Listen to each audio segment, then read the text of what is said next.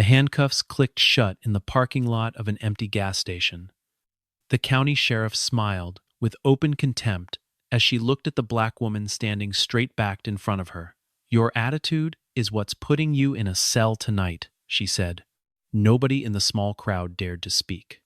But exactly 5 minutes later, the phone in the sheriff's office would not stop ringing. The first call came from Army Command. The second came from the Pentagon. And the final call would leave the entire department frozen in silence, because the woman who had just been placed in handcuffs was not an ordinary citizen. She was in the middle of a top-secret national security assignment, and nobody in that parking lot had any idea what they had just started. The afternoon sun hung low over the interstate, throwing long shadows across the cracked asphalt of a gas station on the edge of Red Creek County. Amina Holloway pulled her aging SUV up to the pump, stepped out, and stretched her shoulders after 6 straight hours of driving. She wore plain clothes, nothing that drew attention, and she moved the way people move when they are used to being underestimated. Sheriff Clayton Rusk was parked across the lot, running what he called a routine check, though nobody could remember the last time his routine checks had anything routine about them. He watched her for a long moment before he got out of his cruiser and walked over, thumbs hooked into his belt, chin lifted like a man auditioning for a part he already believed he had won. "Afternoon, ma'am," he said, though there was nothing warm in the greeting. "License and registration." Amina reached slowly and deliberately into her jacket, handed both over without a word, and waited. Rusk studied the documents far longer than necessary, glancing up every few seconds to study her instead. "Old car," he said. "Out-of-state plates. You always drive alone like this?" Amina kept her voice level. "I'm just passing through, Sheriff." "Is there a problem with my paperwork?" The question landed wrong, or maybe it landed exactly the way he wanted it to. His jaw tightened. "You got a problem answering my questions?" he asked, stepping closer. Close enough that the gas station clerk inside the window looked up from his register. Amina didn't step back. "I answered your question," she said calmly. "I'm asking what the legal basis is for this stop."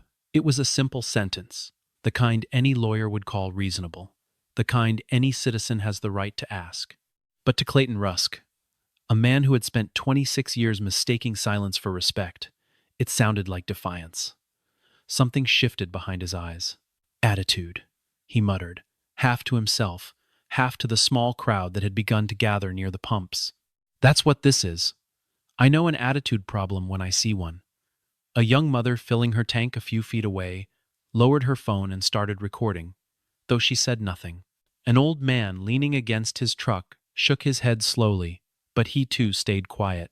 Nobody in Red Creek argued with Sheriff Rusk. Not out loud, not where he could hear it. Rusk unclipped his handcuffs from his belt with a theatrical slowness, as if giving her one last chance to break, to apologize, to shrink. Amina did none of those things. She simply looked at him, steady as still water, and something about that stillness unsettled him more than any argument could have. "Turn around," he said. "You're being detained for obstruction and failure to cooperate." The crowd tensed. The young mother's phone camera trembled slightly in her hand, and as the cold metal closed around Amina's wrists, she said only 4 words, quiet enough that only Rusk heard them clearly. "You sure about this?" He laughed, short and sharp, and shoved her gently toward the cruiser. "I'm always sure," he said. "Get in the car." The parking lot fell into an uneasy hush as Amina Holloway was lowered into the back seat of the patrol car, her expression unreadable, her spine still straight, even folded into that narrow space. Rusk turned to the small crowd with the satisfied air of a man who believed he had just restored order to his little kingdom. "Nothing to see here, folks," he announced, hooking his thumbs back into his belt. "Just doing my job." But his deputy, a younger officer named Danny Whitfield, who had been standing off to the side through the entire exchange, shifted uncomfortably and lowered his voice. "Sheriff," he said, "we don't really have grounds here." She handed over everything. She didn't resist. Rusk didn't even look at him. "Around here, I'm the law," he said. "Now get her processed." At the station, Amina's phone was confiscated and placed in a plastic bag without so much as a receipt. Her wallet was emptied onto a metal table its contents spread out and photographed as though she were a suspect in something far larger than a routine traffic stop. Her vehicle, still sitting at the gas station, was radioed in for an unauthorized search. No warrant requested, no probable cause documented. Danny watched all of it with a growing knot in his stomach, but he said nothing further. He had learned a long time ago that questioning Clayton Rusk in front of other officers was a fast way to end up writing parking tickets in the county's most remote stretch of highway. Bystanders at the gas station had not stopped filming. Within minutes, 3 separate videos of the arrest were circulating between phones, capturing Amina's calm posture, Rusk's raised voice, the handcuffs, the search of her belongings without explanation. None of them had audio clear enough to catch every word, but they captured enough. They captured a woman who never raised her voice once. They captured a sheriff who raised his more than once. As Amina sat in a holding area at the Red Creek County Station, cuffed to a metal bench, she looked up at the clock on the wall, watched the second hand sweep past the 12, and said quietly to no one in particular, 5 minutes. Danny, passing by with a stack of paperwork, paused. 5 minutes for what, ma'am? He asked. Amina only smiled faintly and looked back at the clock. You'll see, she said. Back at the front desk, the office phone had already begun ringing. A tired clerk named Rosa Martinez picked it up, listened for a moment, and frowned. This is the Red Creek County Sheriff's Office, she said. Who's calling? A pause. Her frown deepened. I'm sorry. Can you repeat that? Another pause, longer this time. She set the receiver down slowly, as if it had grown heavier in her hand, and looked toward the back office where Rusk had disappeared to finish paperwork. Sheriff, she called out, there's someone on the line asking about the woman you just brought in. Rusk waved a dismissive hand from his desk. Take a message, he said. I'm busy. Rosa hesitated, then hung up. She glanced at Amina through the glass partition, and something about the woman's calm, patient expression made her uneasy in a way she couldn't quite explain. 2 minutes later, the phone rang again. This time Rosa answered before the first ring finished.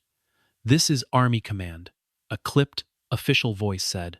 We need immediate confirmation on the status and whereabouts of a federal consultant currently traveling through your jurisdiction. Rosa's pen froze above her notepad. I'm sorry, she stammered. Army Command? The voice on the line repeated itself, slower this time, each word deliberate. We are aware that a woman matching the description of Amina Holloway was detained in your county within the last hour. We need to speak with your commanding officer immediately. Rosa set the phone down on the desk and walked, almost ran, to the back office. Sheriff, she said, her voice tight, you need to take this call. Now. Rusk finally looked up from his paperwork, irritation flashing across his face. What now? He said, pushing back his chair. He picked up the line without much interest, leaned back, propped his boots on the corner of his desk. This is Sheriff Rusk, he said, his tone dripping with self-importance. The voice on the other end asked one question, calm and precise. Is Amina Holloway currently in your custody? Rusk chuckled, the sound low and dismissive. She's in a holding cell for attitude and obstruction, if that's what you're asking, he said. Why? Is she somebody important? There was a pause on the line, a long, heavy silence that made even Rusk's confident grin falter slightly. Then the voice said only one sentence before disconnecting. You need to release her immediately, and you need to do it right now. Rusk set the phone down, laughing under his breath, shaking his head as though he had just heard the punchline of a bad joke. Army Command, calling about some woman with an attitude problem, he muttered to Rosa, who stood frozen by the doorway. Probably some prank, some activist group trying to rattle us. Get back to your desk. But before Rosa could take a single step, the phone rang again. And this time, when she picked it up, her face went pale before the caller even finished the first sentence. This is the Department of Defense, the voice said. We are calling regarding an active federal matter involving one of your detainees. Rosa carried the phone into the back office with both hands, as though it might shatter if she moved too quickly. Sheriff, she said, her voice barely above a whisper. It's the Department of Defense. Rusk rolled his eyes but took the receiver anyway, more out of morbid curiosity than concern. "This is Sheriff Rusk," he said again, though this time with slightly less swagger. "Sheriff," the voice on the line said, "we understand you have detained a woman named Amina Holloway. We need you to confirm her current condition and location immediately, and we need you to understand that any harm that comes to her while in your custody will be treated as a matter of the utmost seriousness." Rusk's jaw tightened. "She's fine," he snapped. "She's sitting in a holding cell like anyone else who gives me lip during a stop." The voice did not raise itself. It simply asked, calmly and without emotion, "Do you understand who you currently have in custody, Sheriff?"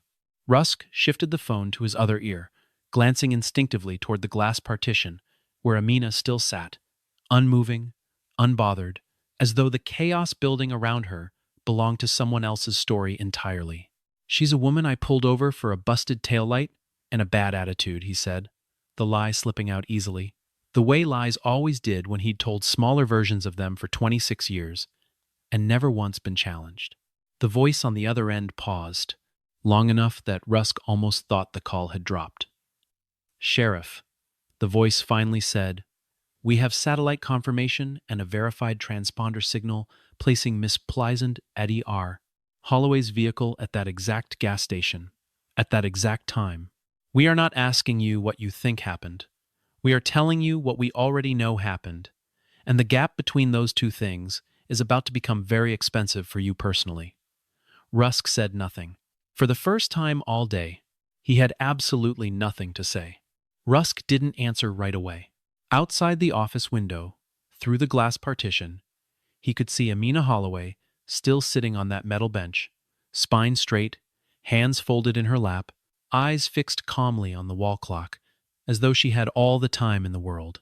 "She's a nobody who couldn't answer a simple question without smart-mouthing me," he finally said into the receiver, his voice rising with defensive irritation.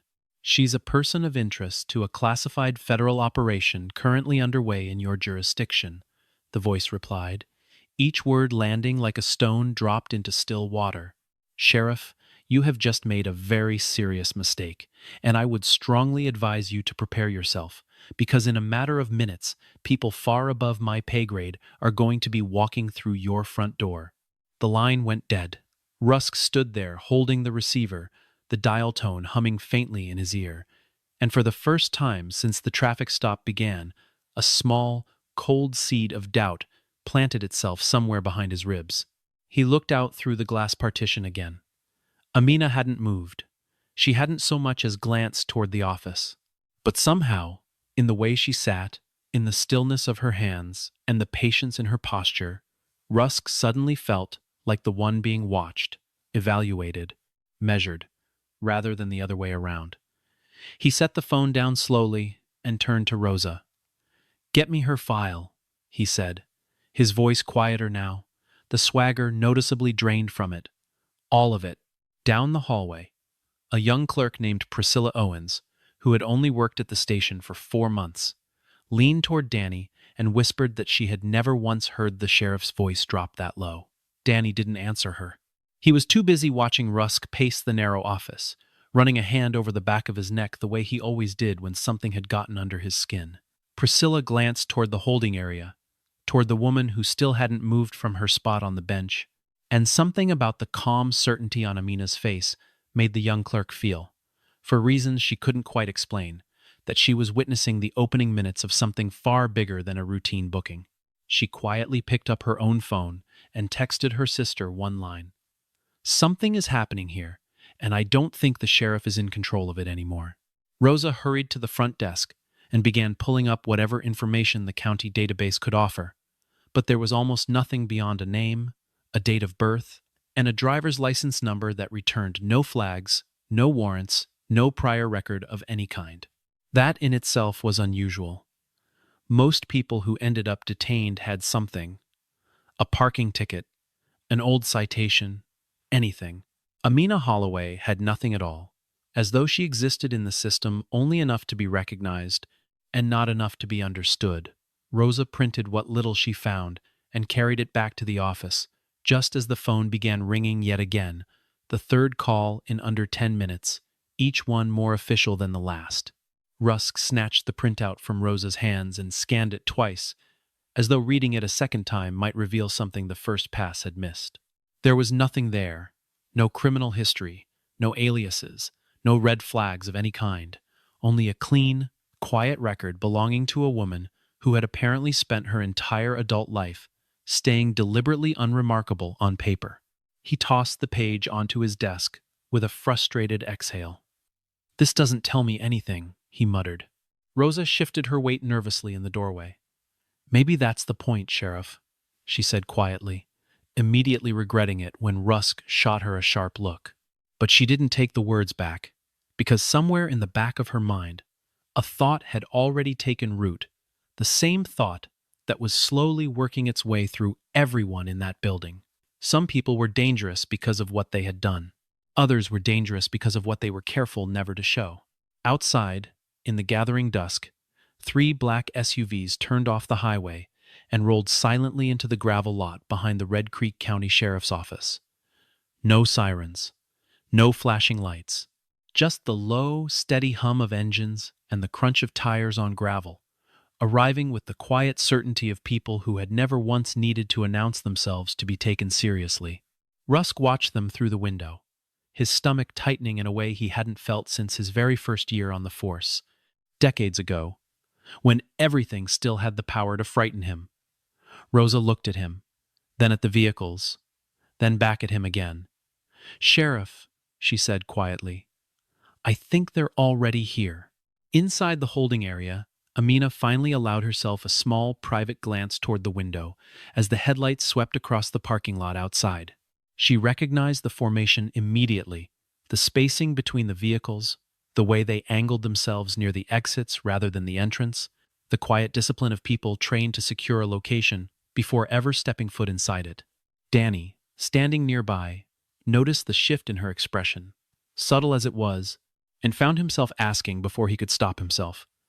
"You know them," he said, half question, half statement. Amina looked at him for a long moment, weighing how much to say to a young officer who had, after all, been the only person in that station to voice any doubt at all. "I know the kind of people they are," she said simply. "That's usually enough." Danny didn't press further, but something in her calm certainty told him that whatever was about to walk through those doors was not going to be gentle with the department he had spent the last 6 years of his life working for. The doors of the SUVs opened almost in unison, and the men and women who stepped out moved with the unhurried precision of people who had done this many times before. There was no shouting, no drawn weapons, no urgency in their stride, only a calm, deliberate confidence that somehow felt far more intimidating than any show of force could have. A tall woman in a dark blazer, a federal identification badge clipped neatly to her jacket, led the group toward the front doors. Behind her walked 2 men in similar attire, and behind them, a third figure who paused at the threshold and looked directly through the glass at Amina Holloway, still seated calmly on that metal bench, before offering her the faintest, respectful nod. Rusk met them at the front counter, trying to summon back some of the authority he had walked into that gas station with hours earlier. "Can I help you folks?" he said, his voice not quite as steady as he wanted it to be. The woman in the blazer held up her identification without a word at first, letting him read it fully before she spoke. "Special Agent Dana Whitcomb," she said, "Federal Oversight Division. We're here regarding the detention of Amina Holloway. I need every camera recording from this station, every officer's body-worn footage, and every document related to this arrest, and I need them within the next 10 minutes. Rusk's mouth opened, then closed, then opened again. "Now hold on just a minute," he said, trying to reclaim some footing. "This is my county, my jurisdiction, and I don't answer to Agent Whitcomb." Cut him off. Her voice calm but immovable, the kind of calm that came from absolute certainty rather than politeness. "Sheriff," she said, "this stopped being your county the moment you put handcuffs on a federal asset in the middle of an active operation. Now, who signed the arrest report?" Rusk hesitated only a fraction of a second before straightening his shoulders and raising his hand with the same misplaced pride he had shown at the gas station hours before. "I did," he said. "I signed it." Agent Whitcomb looked at him for a long, silent moment, long enough that the silence itself became unbearable. And then she simply said, "We'll need to speak with you privately, Sheriff. Right now." While Rusk was led into a side office, another agent approached the holding area where Amina sat. And for the first time since the handcuffs had gone on hours earlier, something in her posture eased, not from fear leaving her, but from a burden finally being set down. "Ma'am," the agent said gently, "we're very sorry for the delay." Amina looked up and gave a small, tired smile. "It's not your fault," she said. "Just get me updated on the operation status. Is the asset still secure?" The agent nodded once. "We managed to adjust in time," he said quietly. But it was close. Amina exhaled slowly and let her shoulders drop for the first time in hours. "Close is better than compromised," she said. Inside the side office, Agent Whitcomb placed a folder on the desk in front of Rusk and opened it without ceremony. "Sheriff," she said, "do you know who Amina Holloway is?" Rusk shook his head, his bravado now fully replaced by a tight, defensive silence. Whitcomb answered for him. "She is a former Defense Intelligence officer with 2 decades of distinguished service," she said, sliding a page across the desk. "She currently serves as a special advisor to the Department of Defense on a classified program involving witness protection for individuals providing testimony in matters of national security. Today, she was in the middle of relocating a protected witness through this exact corridor, using this exact route at this exact time, because it had been cleared as low risk and unremarkable." Whitcomb slid a second page across the desk, this one listing commendations spanning nearly 20 years, assignments in 3 different countries, and a security clearance level that Rusk didn't even fully understand the meaning of. "She has coordinated interagency operations most people in this building will never even hear about in their entire careers," Whitcomb continued. "She has briefed generals, she has briefed members of Congress, and this afternoon, she was doing something far more dangerous than any of that. She was driving quietly through your county in an ordinary car, trying to look like nobody at all, because the entire plan depended on nobody noticing her. You noticed her, Sheriff. You noticed her for exactly the wrong reasons, and then you made sure everyone else noticed her too." Rusk stared down at the paper without really seeing it, the words blurring slightly as the full weight of what he had done began to settle over him. Whitcomb continued, her tone never rising, never softening either. "Your arrest," she said, "took her off the road for close to 3 hours. It forced an emergency change to the extraction plan.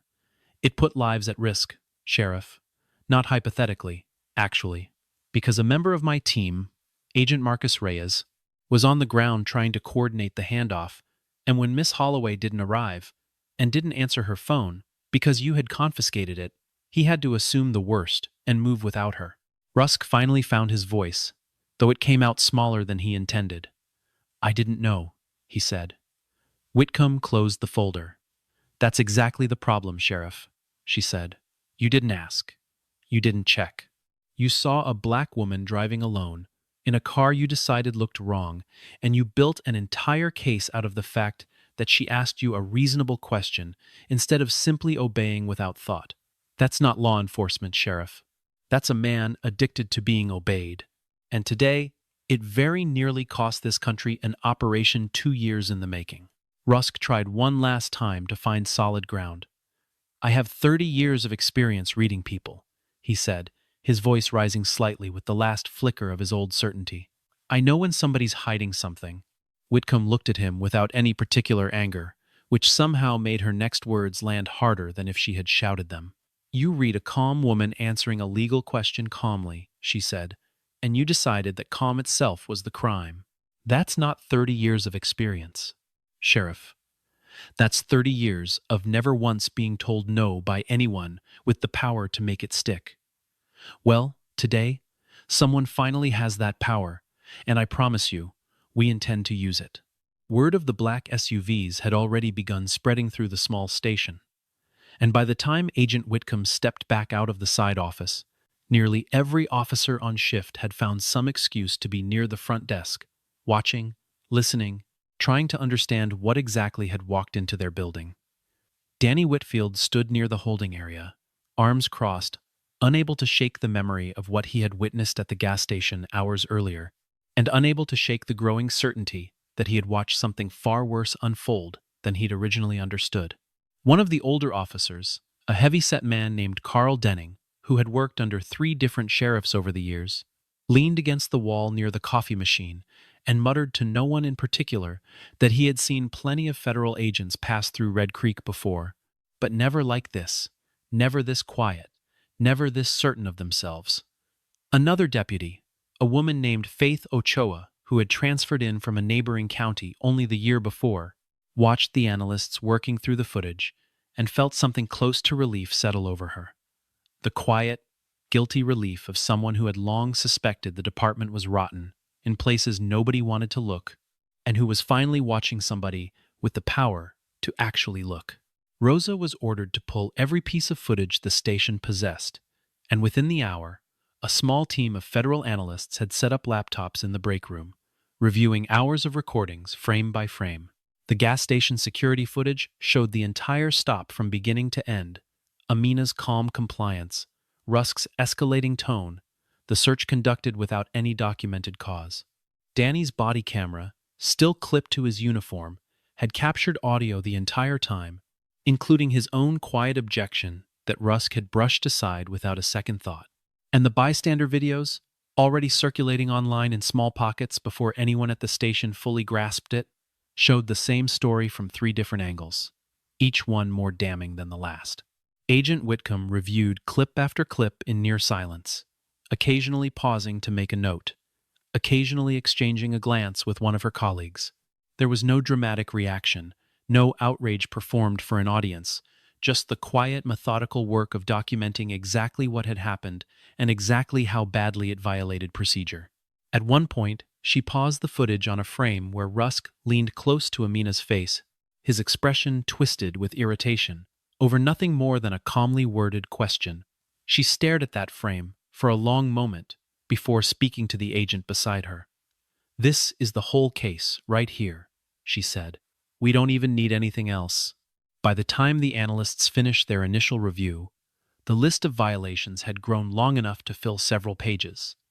There had been no articulable legal basis for the original stop. The search of Amina's vehicle had been conducted without consent and without a warrant. Her personal property had been seized and handled without any documented procedure.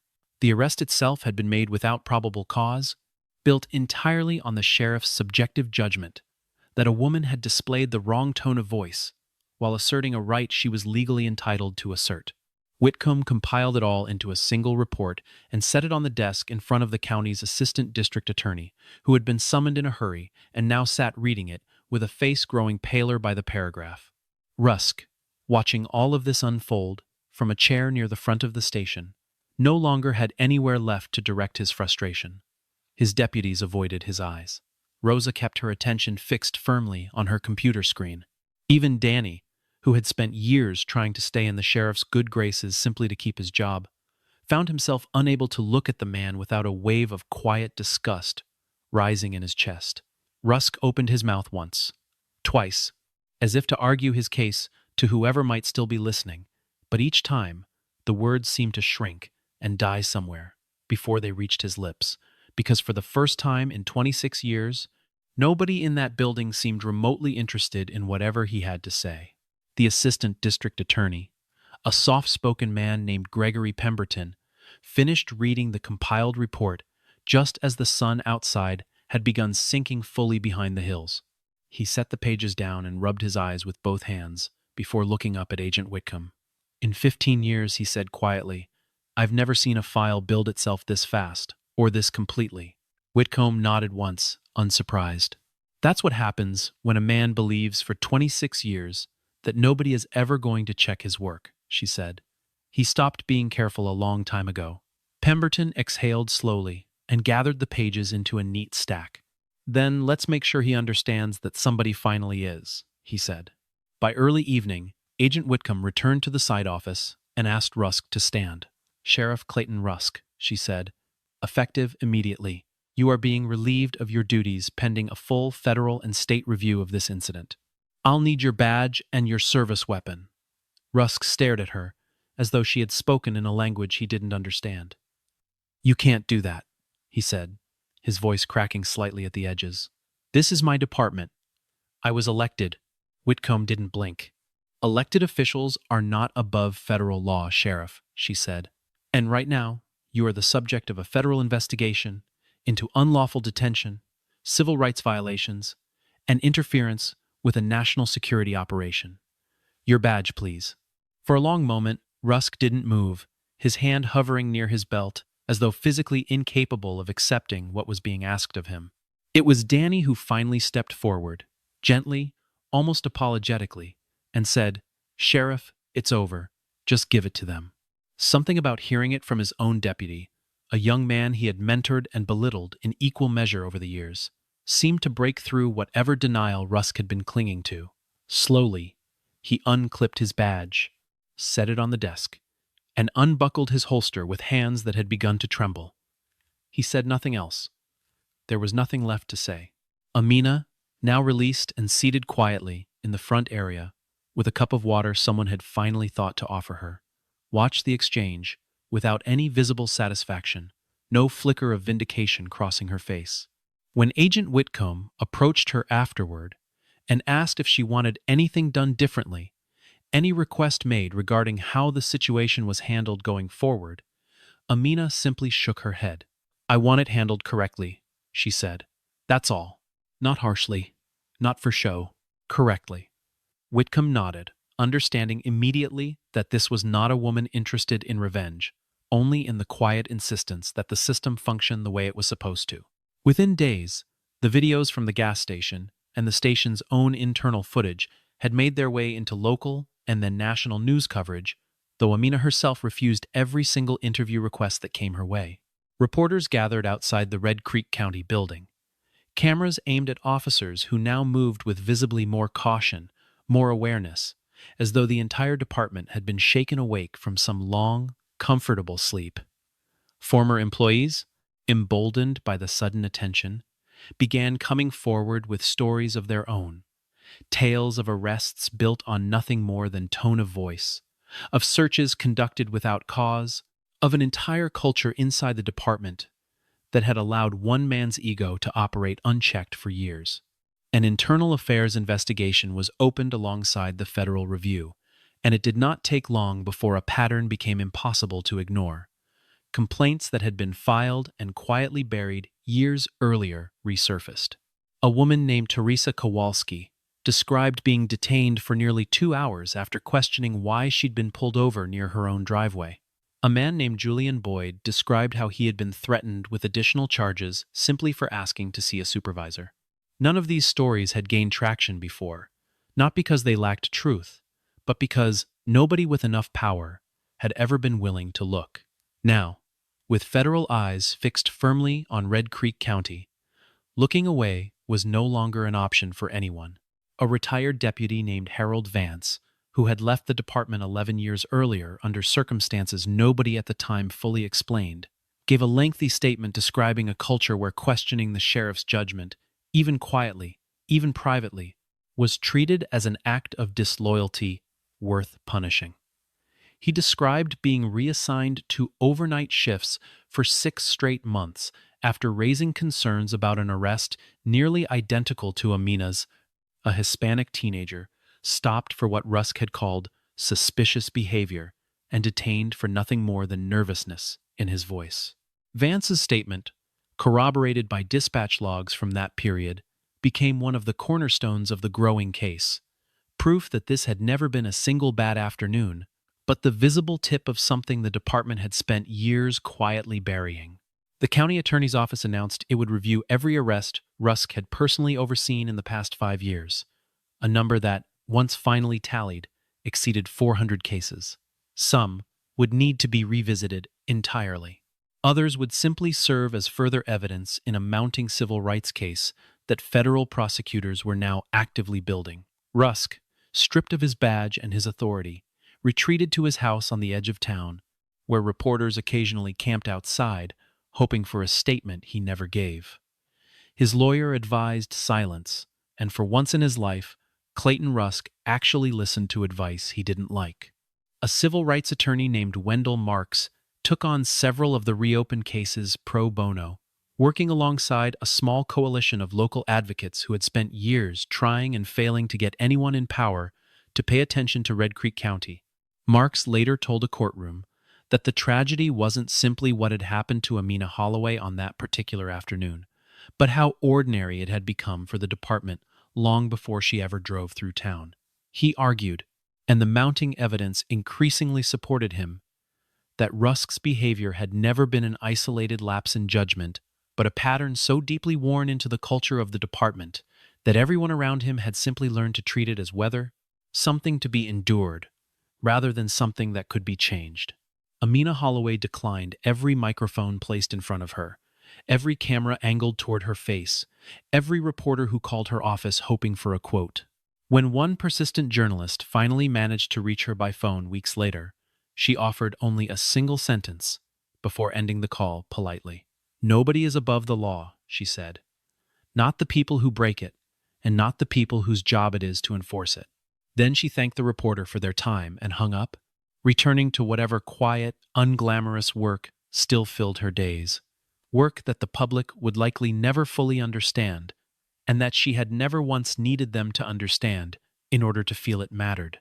A grand jury was eventually convened to review the strongest of the reopened cases, and while several of the older incidents fell outside the statute of limitations, prosecutors moved forward on 3 separate counts tied directly to the events of that single afternoon: unlawful detention, illegal search, and interference with a federal operation.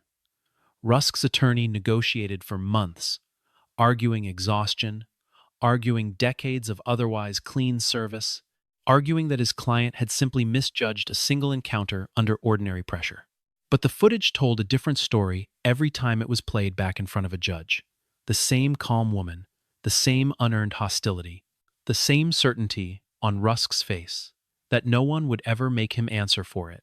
In the end, he accepted a plea agreement that barred him permanently from holding any law enforcement position in the state again. A quiet ending, far quieter than the noise he had made getting there. Months passed, and Red Creek County slowly began to change in ways both visible and invisible. A new sheriff, a soft-spoken woman named Patricia Alvarez, who had spent 15 years working federal cases before returning home, took over the department and immediately implemented a wave of reforms. Every stop now required documented, articulable cause before any detention could occur.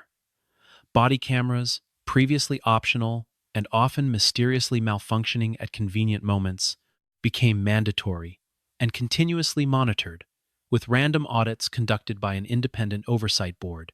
New officers went through expanded training on de-escalation and constitutional rights, training that emphasized, again and again, that a citizen's calm insistence on their rights was never, under any circumstance, grounds for arrest. Danny Whitfield stayed on with the department, and under Sheriff Alvarez's leadership, he found himself finally able to be the kind of officer he had always quietly wanted to be. One who spoke up the first time, not only after the damage had already been done. He often thought back to that afternoon at the gas station, to the moment he had voiced his doubt and been overruled, and he promised himself he would never again let a badge convince him that silence was the safer choice. Rosa Martinez, too, remained at her desk, though she now kept a small note taped to the edge of her monitor, a reminder in her own handwriting that read simply, "Ask twice before you assume." Faith Ochoa was eventually promoted to lead a newly formed community accountability unit, a position that hadn't existed under the old leadership and likely never would have. Carl Denning, nearing the end of his career, chose to retire quietly rather than adapt to the new standards, telling anyone who would listen that policing wasn't what it used to be, though most of his former colleagues understood exactly what he meant by that and were relieved to see him go. Even Wallace Doyle, the gas station manager who had watched the whole thing unfold from behind his register, found himself telling the story differently with each passing month, not as something shameful he had witnessed and failed to stop, but as the day he first understood that silence, too, was a choice, and not always the safe one. Sheriff Alvarez, in her first public address, after taking over the department, stood before a small crowd gathered outside the station and spoke plainly, without notes, without the careful evasiveness that so often colors these kinds of speeches.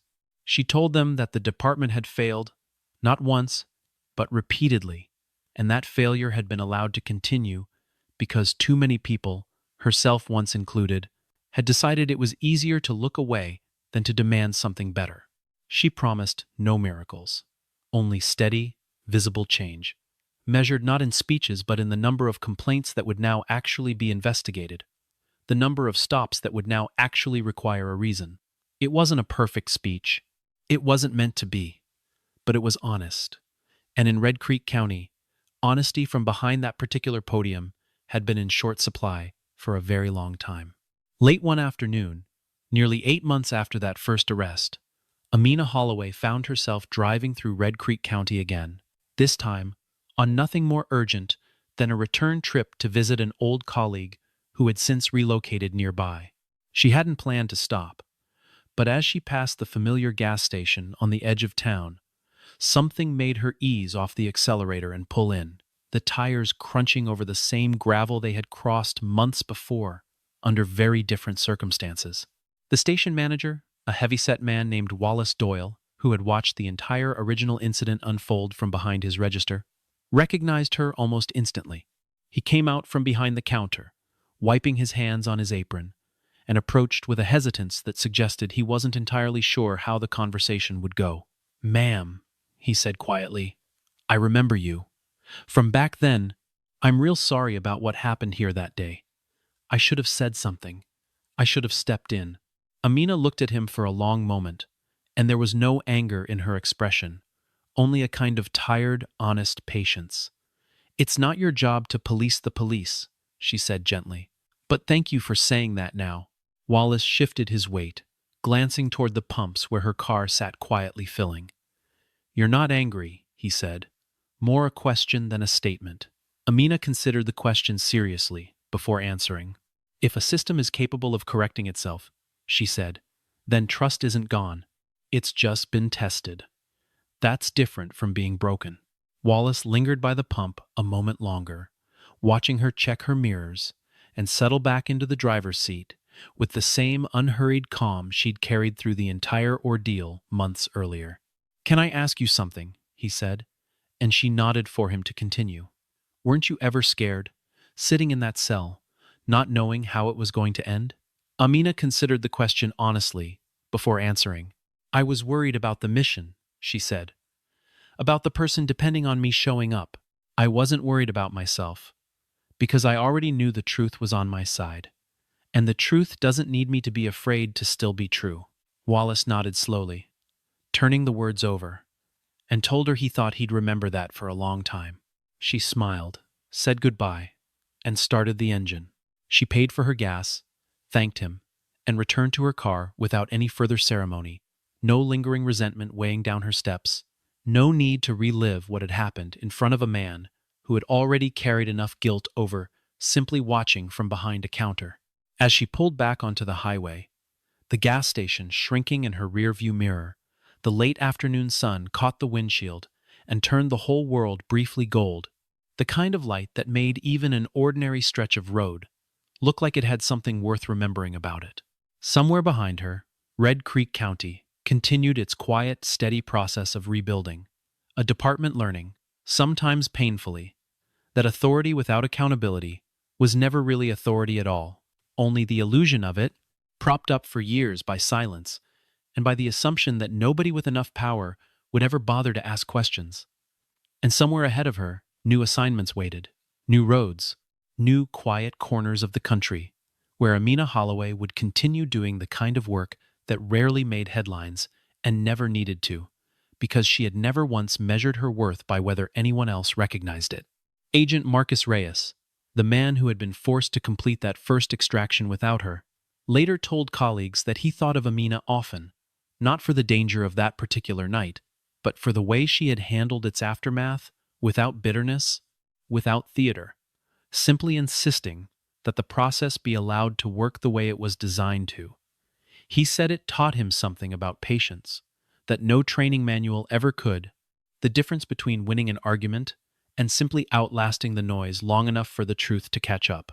Agent Whitcomb, for her part, kept a printed copy of the original case file in her own office long after it closed, not as a trophy, but as a reminder of how quickly ordinary power, left unchecked, could curdle into something far uglier than anyone watching from the outside might expect. Power can silence a person for a few minutes, an hour, even an entire afternoon spent behind bars for nothing more than the crime of asking a reasonable question. But it cannot silence the truth forever. Not in an age where cameras capture what badges try to bury, not in a system that, however imperfect, still occasionally proves capable of looking honestly at itself and choosing, even belatedly, to make it right. Clayton Rusk had believed, for 26 years, that his authority made him untouchable. It took exactly 5 minutes, one phone call, and one calm, unshaken woman to prove him wrong. And it would take considerably longer than that for him to understand just how wrong he had truly been.